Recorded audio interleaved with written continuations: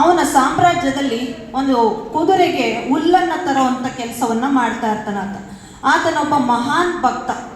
ಅವನು ಎಷ್ಟು ಮಟ್ಟಿಗೆ ಅವನ ಭಕ್ತಿಯಿಂದ ಶಿವನನ್ನು ಆರಾಧಿಸ್ತಿರ್ತಾನೆ ಅಂದರೆ ಯಾರಿಗೂ ಕೂಡ ಗೊತ್ತಿಲ್ಲ ಅವನೊಬ್ಬ ಭಕ್ತ ಅಂತ. ಹೊರಗಡೆ ನೋಡಲಿಕ್ಕೆ ಅವನ ಕಾಯಕ ಏನಿದೆ ಅಂದರೆ ಕುದುರೆಗೆ ಹುಲ್ಲು ತರುವಂಥ ಕಾಯಕ. ಪೆರರರಿಯದಂತೊಳಗೆ ಲಿಂಗಾರ್ಚನೆಯಲ್ಲಿಪ್ಪ ಅರಿವಂತೆ ಹೊರಗೆ ಕುಲಧರ್ಮ ಕರ್ಮದೊಳಿಪ್ಪ ಅಂತ ಹೇಳ್ತಾನೆ ಹರಿಹರ ಒಂದು ಕಡೆಯಲ್ಲಿ. ಅಂದರೆ ಯಾರಿಗೂ ಗೊತ್ತಾಗದಂಗೆ ಅವನು ಶಿವನನ್ನು ಅರ್ಚಿಸ್ತಿರ್ತಾನೆ. ಬೆಳಗ್ಗೆನೆ ಎದ್ದೋಗ್ತಾನೆ, ನದಿ ತೀರದಲ್ಲಿ ಆತ ಸ್ನಾನವನ್ನು ಮಾಡಿ ಮರಳಿನಲ್ಲಿ ಶಿವಲಿಂಗವನ್ನು ಮಾಡಿ ಭಕ್ತಿಯಿಂದ ಆರಾಧಿಸ್ತಿರ್ತಾನೆ. ಹೊರಗಡೆ ಎಲ್ರಿಗೂ ಗೊತ್ತಾಗುವಂಗೆ ಆತ ಕುದುರೆಗೆ ಹುಲ್ಲು ತರ್ತಿರ್ತಾನೆ. ಅವನ ಭಕ್ತಿ ಹೇಗಿತ್ತು ಅಂದರೆ ತಿಲದ ತೈಲದ ತೆರದೆ, ಕಾಷ್ಟದಗ್ನಿಯ ತೆರದೆ, ನೆಲದ ಮರಿಯೊಳಗೆ ತೊಳಗುವ ನಿಧಾನದ ತೆರದೆ ಅಂತ ಹೇಳ್ತಾನೆ. ಅಂದರೆ ನೀವು ಎಳ್ಳನ್ನು ಮುಟ್ಟಿದಾಗ ಅದರಲ್ಲಿ ಎಣ್ಣೆ ಇದೆ ಅನ್ನೋದು ನಮಗೆ ಗೋಚರಿಸಲ್ಲ. ಹಾಗೇನೆ ಒಂದು ಸೌದೆಯನ್ನು ನೋಡಿದಾಗ ಅದ್ರ ಒಳಗಡೆ ಒಂದು ಬೆಂಕಿ ಇದೆ ಅನ್ನೋದು ನಮ್ಗೆ ಕಾಣಿಸುತ್ತಾ? ಸಾಧ್ಯನೇ ಇಲ್ಲ. ಆದರೆ ಒಂದು ಮರಕ್ಕೂ ಇನ್ನೊಂದು ಮರಕ್ಕೂ ಉಜ್ಜಿದಾಗ ಗೊತ್ತಾಗತ್ತೆ ಅದರಲ್ಲಿ ಎಂಥ ಒಂದು ಧಾವಾಗ್ನಿ ಬೆಂಕಿ ಇತ್ತು ಅಂತ.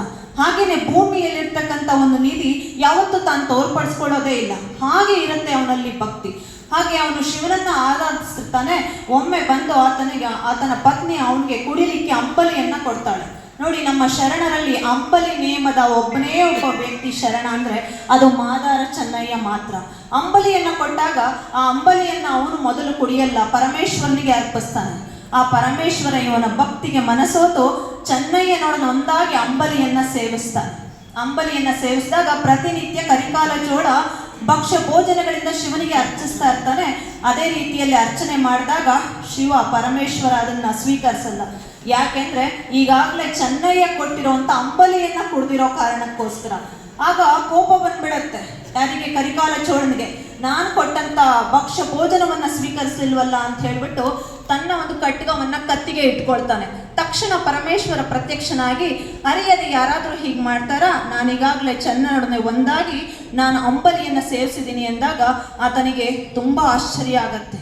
ಪರಮೇಶ್ವರ ಈ ರೀತಿಯಲ್ಲಿ ಅವನು ಅಂಬಲಿಯನ್ನ ಸೇವಿಸ್ತಾನ, ಅದರಲ್ಲೂ ಚೆನ್ನನೊಡನಂದಾಗಿ ಈ ರೀತಿ ಅಂಬಲಿ, ಪರಮೇಶ್ವರನಿಗೆ ಉಣಲು ಕೊಟ್ಟಂತ ಅಂಬಲಿಯನ್ನ ಕೊಟ್ಟಂತ ಮಹಾಭಕ್ತ ಯಾರಿರ್ಬೋದು?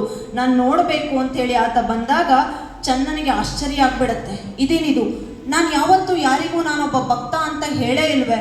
ನನ್ನ ಭಕ್ತಿಯನ್ನು ನಾನೆಲ್ಲೂ ತೋರ್ಪಡಿಸ್ಲೇ ಇಲ್ವೇ? ಹೇಗೆ ಗೊತ್ತಾಯಿತು ರಾಜನಿಗೆ? ತುಂಬ ಬೇಸರ ಆಗತ್ತೆ. ರಾಜ ಬರ್ತಾನೆ, ಆ ಚೋಳನ ಚೆನ್ನನ ಕಾಲಿಗೆ ಎರಗ್ತಾನೆ. ಆಗ ಚೆನ್ನನ ಕಾಲಿಗೆ ಎರಗ್ದಾಗ ಅರಿಯದೆ ಈ ರೀತಿಯಲ್ಲಿ ಮಾಡ್ತಾರ. ಎನ್ನ ಕುಲವನ್ನು ಅರಿಯದೆ ಐತರ್ತೀಪರೆ, ನನ್ನ ಕುಲ ಯಾವುದು ಅಂತ ಗೊತ್ತಿಲ್ಲದೆ ನನ್ನ ಕಾಲಿಗೆ ಹೀಗೆ ಬೀಳೋದೆ ನೀವು ಅಂದಾಗ ಆತ ಹೇಳ್ತಾನೆ, ದೇವನ್ ಒಲಿನನ ಕುಲವೇ ಸತ್ಕುಲಂ. ಇದನ್ನ ಅವರು ಸಾಧಿಸಿ ತೋರಿಸ್ಬೇಕಿತ್ತು ಶರಣರು. ಯಾವ ಕುಲ ಶ್ರೇಷ್ಠವಾದದ್ದು? ಯಾರಿಗೆ ದೇವರು ಒಲಿತಾನೋ ಅವನ ಜಾತಿನೇ ಶ್ರೇಷ್ಠವಾದಂಥ ಜಾತಿ ಅಂತ ಹೇಳ್ತಾನೆ. ಆದರೂ ಕೂಡ ಚೆನ್ನನಿಗೆ ಇದು ಇಷ್ಟ ಆಗಲ್ಲ. ಚೆನ್ನ ಶಿವನನ್ನೇ ಪ್ರಶ್ನೆ ಮಾಡ್ತಾನೆ, ನಾನು ಯಾವತ್ತಾದರೂ ಹೇಳಯ್ಯ? ನೋಡಿ ಅವ್ನು ಎಷ್ಟು ಚೆನ್ನಾಗಿ ಕೇಳ್ತಾನಂದ್ರೆ, ಪೇಳಯ್ಯ ಅರಿಯದ ಅಂಬಲಿಯನ್ನು ಅರ್ಪಿಸಿದೊಡ ಹಿಂತಿರುವರೆ ನಿನ್ನಲ್ಲಿ ಪದವಿಯನ್ನು ಬೇಡಿದ್ದೇನೆ. ನಾವಾದರೆ ಶಿವನಿಗೆ ಅಥವಾ ದೇವರಿಗೆ ಪೂಜೆ ಮಾಡುವಾಗ ಅರ್ಚನೆ ಮಾಡುವಾಗ ಎಷ್ಟೆಲ್ಲ ಬೇಡಿಕೆಗಳನ್ನ ಇಟ್ಟಿರ್ತೀವಿ. ಆದ್ರೆ ಅವನು ಹೇಳ್ತಾನೆ, ನಾನೇನಾದರೂ ನಿನ್ನ ಹತ್ರ ಪದವಿನ ಕೊಡು ಅಂತ ಕೇಳಿದ್ನ, ಯಾಕೆ ಹೀಗೆ ಮಾಡಿದೆ? ನನ್ನ ಭಕ್ತಿಯನ್ನು ಅವನಿಗೆ ಯಾಕೆ ತೋರ್ಪಡಿಸಿದೆ ಅಂತ ಬೇಸರ ಮಾಡ್ಕೊಳ್ತಾನೆ. ಮುಂದೆ ಆತ ಎಷ್ಟೇ ಉನ್ನತವಾದಂಥ ಗಣಪದವಿಯನ್ನು ಕರಿಕಾಲ ಚೋಳ ರಾಜ ಕೊಟ್ಟರೂ ಕೂಡ ಅವನು ಅದನ್ನು ಒಪ್ಪಲ್ಲ. ಅವನು ಬಸವೇಶ್ವರರ ಆಧ್ಯಾತ್ಮದ ಕಡೆಗೆ, ಅವನು ಒಂದು ಅನುಭವದ ಮಾತುಗಳ ಕಡೆಗೆ ಮನಸೋತು ಕಲ್ಯಾಣದ ಕಡೆಗೆ ಬರ್ತಾನೆ. ಅವನಲ್ಲಿಂದ ಹೊರಟೋದಾದ್ಮೇಲೆ ತುಂಬಾ ಬೇಸರ ಆಗತ್ತೆ ಕರಿಕಾಲ ಚೋಳನಿಗೆ. ತನ್ನ ರಾಜಧಾನಿಯ ಪೂರ್ವ ಸಮುದ್ರದ ತಟದಲ್ಲಿ ಅವನ ನೆನಪಿಗೋಸ್ಕರ ಮಾದಾರ ಚೆನ್ನಯ್ಯ ಅಂತ ಒಂದು ಪಟ್ಟಣವನ್ನೇ ಕಟ್ತಾನೆ. ಮುಂದೆ ಬ್ರಿಟಿಷ್ ಆಳ್ವಿಕೆಯ ಕಾಲಘಟ್ಟದಲ್ಲಿ ಅದು ಮದ್ರಾಸ್ ಆಗತ್ತೆ. ಅದಾದ ಮೇಲೆ ಸ್ವತಂತ್ರ ಬಂದ ಮೇಲೆ ಅವರು ಮತ್ತು ತಮಿಳುನಾಡು ಸರ್ಕಾರ ಅದಕ್ಕೆ ಅವನ ಹೆಸರನ್ನ ಸ್ಥಿರಗೊಳಿಸಬೇಕು, ಚೆನ್ನಯ್ಯನ ಹೆಸರನ್ನ ಅನ್ನೋ ಕಾರಣಕ್ಕೋಸ್ಕರ ಚೆನ್ನಯ್ಯ ಅಂತ ಕೊಡುತ್ತೆ. ಅದು ಚೆನ್ನಯ್ಯ ಆಗಿ ಇವತ್ತು ಚಾಲ್ತಿಯಲ್ಲಿರೋದನ್ನ ನಾವು ಗಮನಿಸ್ತಾ ಹೋಗ್ತೀವಿ. ಎಷ್ಟೋ ಸರಿ ಚೆನ್ನೈ ಅಂತೀವಿ, ಆದರೆ ಆ ಚೆನ್ನಯ್ಯ ಅನ್ನೋದು ಯಾರ ಹೆಸರಿಂದ ಬಂದದ್ದು ಅದನ್ನು ನಾವು ಗ್ರಹಿಸೋದೇ ಇಲ್ಲ. ಈ ರೀತಿಯಲ್ಲಿ ಮಹಾನ್ ಶರಣರಲ್ಲಿ 12ನೇ ಶತಮಾನದಲ್ಲಿ ಕಲ್ಯಾಣದಲ್ಲಿದ್ದಂಥ ಮಹಾನ್ ಶರಣರಲ್ಲಿ ಮಾದಾರ ಚೆನ್ನಯ್ಯ ಬಹಳ ಶ್ರೇಷ್ಠವಾದಂಥವ್ರು. ಯಾವತ್ತೂ ಕೂಡ ಈ ಶರಣರು ಹೇಳಿದ್ದಾರೆ, ಇವ್ರು ಯಾರು ಕೂಡ ಪರಮೇಶ್ವರನಿಂದ ಏನನ್ನೂ ಕೇಳಿದಂಥವ್ರಲ್ಲ. ಏನ್ ದಾಸ ಹೇಳ್ತಾರೆ, ನೀನ್ ಯಾಕೋ, ನಿನ್ನ ಹಂಗ್ಯಾಕೋ, ನಿನ್ನ ನಾಮದ ಬಲ ಹೊಂದಿದ್ದರೆ ಸಾಕು ಅಂತ ಒಂದು ಆಲೋಚನೆಯನ್ನು ಹೊಂದಿರತಕ್ಕಂಥವ್ರು. ಇನ್ನು ಮಾದಾರ ಧೂಳಯ್ಯ, ಆತ ಮಹಾನ್ ಭಕ್ತ, ಅವನು ಕೂಡ ಮಹಾನ್ ಶಿವಭಕ್ತ. ಆತ ಕೂಡ ಅಟ್ಟೆಯ ಕಾಯಕವನ್ನ ಮಾಡ್ತಾ ಇದ್ದಂಥವನೇ. ಕುಷ್ಠರೋಗ ಬಂದಿರತಕ್ಕಂಥ ಒಬ್ಬ ಬ್ರಾಹ್ಮಣನನ್ನ ಆ ಕಾಯಿಲೆಯಿಂದ ಆತ ಮುಕ್ತಿಗೊಳಿಸ್ತಾನೆ. ನೀವು ಯೋಚನೆ ಮಾಡಿ, ಎಷ್ಟೋ ಸರಿ ಕುಷ್ಠರೋಗ ಬಂದವ್ರನ್ನ ಊರಿಂದಾನೇ ಆಚೆ ಹಾಕ್ಬಿಡ್ತಾರೆ, ಬಹಿಷ್ಕಾರಕ್ಕೆ ಗುರಿ ಮಾಡ್ತಾರೆ, ಯಾರು ಕೂಡ ಹೋಗ್ಬಾರ್ದು. ಯಾಕೆಂದ್ರೆ ವೈಜ್ಞಾನಿಕವಾಗಿ ಆಗ ಯಾವುದೇ ಒಂದು ರೀತಿಯಲ್ಲಿ ಚಿಕಿತ್ಸೆಯ ಕ್ರಮಗಳಿಲ್ಲದೆ ಇರುವಂತ ಸಂದರ್ಭಗಳಲ್ಲಿ ಅಂತ ಒಂದು ಕಾಯಿಲೆ ಬಂದಿರತಕ್ಕಂಥವನನ್ನು ಕೂಡ ಈತ ಪಾರು ಮಾಡ್ತಾನೆ. ಅನುಭವ ಮಂಟಪದಲ್ಲಿ ಶರಣರೆಲ್ಲರ ಚರ್ಚೆಯಲ್ಲಿ ಭಾಗವಹಿಸ್ತಾ ಇರ್ತಾರೆ. ಯಾರು? ಮಾದಾರ ಧೂಳೆಯ. ಆದ್ರೆ ಯಾವತ್ತು ತನ್ನ ಚಿಂತನೆಯನ್ನ, ತನ್ನ ಆಲೋಚನೆಯನ್ನ ಬೇರೆಯವ್ರ ಹತ್ರ ಹೇಳ್ಕೊಳ್ಳಲ್ಲ. ತೊತ್ತಿಗೆ ಕೈಯ ತತ್ವಾರ್ಥದ ಚಿಂತನೆ ಅಂತ ನಾನು ಹಾಳು, ನನಗೆ ಯಾಕೆ ಬೇಕಾಗಿದೆ ಈ ತತ್ವಾರ್ಥದ ಚಿಂತನೆಗಳೆಲ್ಲವೂ ಕೂಡ. ಒಂದು ಸಾರಿ ಅವನು ಚಪ್ಪಲಿಯನ್ನು ಹೊಲಿಯುವಂತ ಕಾಯಕವನ್ನ ಮಾಡುವಾಗ ಪರಮೇಶ್ವರ ಪ್ರತ್ಯಕ್ಷನಾಗ್ತಾನೆ. ಆ ಪರಮೇಶ್ವರನಿಗೆ ಅವನು ಏನು ಹೇಳ್ತಾನೆ ನೋಡಿ, ಅಟ್ಟೆ ಚುಚ್ಚುವ ಉಳಿಯ ಮೋನೆಯಲ್ಲಿ ಪ್ರತ್ಯಕ್ಷವಾದಂತ ಪರಮೇಶ್ವರನ ಕಂಡು ಇತ್ತಲೇ ಕೈಯ ಕಾಯದ ತಿತ್ತಿಯ ಹೊತ್ತಾಡುವನು ಮುಂದೆ. ನೀನ್ ಯಾಕೆ ಇಲ್ಲಿಗೆ ಬಂದೆ? ನಾನ್ ಯಾರು? ಕಾಯದ ತಿತ್ತಿಯನ್ನ ಹೊತ್ತಾಡೋ ಅಂತವನು. ತಿತ್ತಿ ಅಂದ್ರೆ ನಿಮ್ಗೆ ಗೊತ್ತಿರುತ್ತೆ, ಒಂದು ಕಬ್ಬಣವನ್ನ ಬಡಿಯುವಂತ ಕಮ್ಮಾರ ಏನಿರ್ತಾನೆ ಅವನು ತಿದಿ ಹೊತ್ತೋದು ಅಂತ ಕರಿತೀವಿ. ಅಂದ್ರೆ ಕಬ್ಬಣನ ಕಾಯಿಸೋಕ್ ಮುಂಚೆ ಆ ಕೆಂಡವನ್ನ ಇನ್ನೂ ಕೂಡ ಹುರಿಯುವಂತೆ ಮಾಡಕ್ಕೋಸ್ಕರ ಗಾಳಿಯನ್ನ ಒತ್ತುವಂತ ತಿದಿ. ಈ ದೇಹ ಒಂದು ತಿತ್ತಿ ಇದ್ದಂಗೆ, ಅಂದ್ರೆ ಉಸಿರಾಡುವಂಥದ್ದು. ಇಂಥ ತಿತ್ತಿಯನ್ನ ಹೊತ್ತಾಡೋ ಅಂತ ನನ್ನ ಮುಂದೆ ಯಾಕೆ ಪ್ರತ್ಯಕ್ಷ ಆಗಿದ್ಯಾ ನೀನು? ನನಗೇನೂ ಬೇಕಿಲ್ಲ ಅಂದ್ರೆ ನಿನ್ನಿಂದ ನಾನೇನನ್ನೂ ಕೇಳಬೇಕಾಗಿಲ್ಲ. ನಿನ್ನ ಭಕ್ತರ ಟಾವಿನಲ್ಲಿಗೆ ಹೋಗು, ನಿನ್ನನ್ನ ಎಲ್ಲಿ ಭಕ್ತಿಯಿಂದ ಪ್ರಾರ್ಥಿಸ್ತಾರಲ್ಲ ಅಲ್ಲಿ ಹೋಗು ನೀನು. ಅಂದ್ರೆ ನಿಷ್ಠೆಯಿಂದ ಕಾಯಕವನ್ನ ಮಾಡ್ತಾ ಇರೋ ತನ್ನ ಕಾಯಕವೇ ತನಗೆ ದೇವ್ರು. ಕಾಯಕವನ್ನ ಬಿಟ್ಟಂತ ಇನ್ನುಳಿದಂತ ದೇವ್ರು ನನಗೆ ಬೇಕಾಗಿಲ್ಲ. ಆದ್ರೆ ನಿನ್ನನ್ನು ಯಾರು ನನಗೆ ಅದು ಬೇಕು ಇದು ಬೇಕು, ನನಗೆ ಮುಕ್ತಿ ಕೊಡು ಮೋಕ್ಷ ಕೊಡು ಅಂತ ಕೇಳ್ಕೊಳ್ತಾ ಕೂತಿರ್ತಾರಲ್ಲ, ಪ್ರಾರ್ಥಿಸ್ತಿರ್ತಾರಲ್ಲ, ಅವರಲ್ಲಿಗೆ ಹೋಗು, ಅವರಿಗೆ ಮುಕ್ತಿಯನ್ನ ಕೊಡು.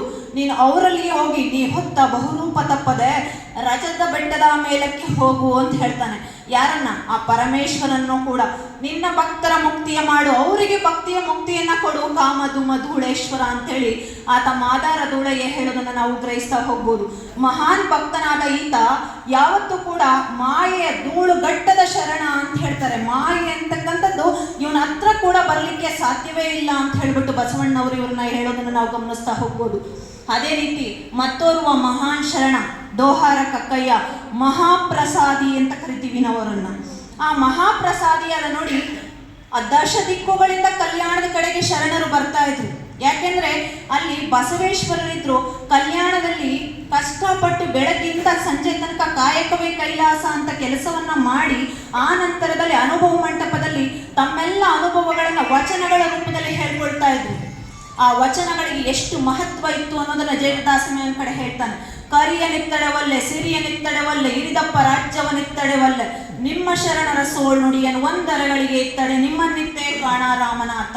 ನನಗೆ ಏನ್ ಕೊಟ್ರು ಬೇಕಾಗಿಲ್ಲ, ಆನೆ ಕೊಟ್ರು ಬೇಡ, ಸಿರಿ ಸಂಪತ್ತು ಕೊಟ್ರು ಬೇಡ, ದೊಡ್ಡ ಸಾಮ್ರಾಜ್ಯವನ್ನೇ ಕೊಟ್ರು ಬೇಡ.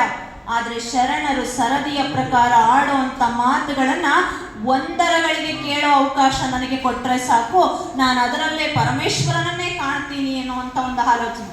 ಹಾಗೆ ಡೋಹರ ಕಕ್ಕಯ್ಯೂ ಕೂಡ ಆತ ಚರ್ಮವನ್ನ ಹದ ಮಾಡುವಂತ ಕೆಲಸವನ್ನ ಮಾಡ್ತಿರ್ತಾನೆ. ಮಾಳವದಿಂದ ಬರ್ತಾನೆ ನೋಡಿ ಕಲ್ಯಾಣಕ್ಕೆ.